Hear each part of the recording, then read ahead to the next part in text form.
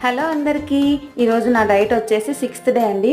నేను రోజులాగానే ఇవన్నీ నానబెట్టేసుకున్నానండి నైటే. నేనైతే సండే డైట్ చేయలేదు.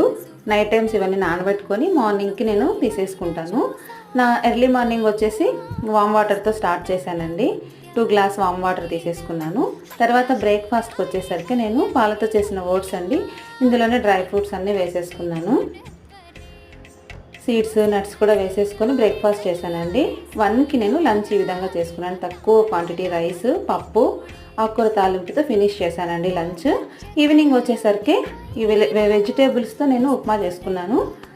చట్నీతో నా డిన్నర్ అనేది కంప్లీట్ చేశానండి. 6 లోపల 6-7కి కంప్లీట్ చేశాను.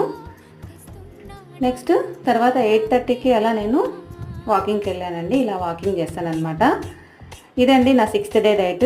ఇంకా మంచి వీడియోస్తో ముందుకు వస్తాను. Thank you.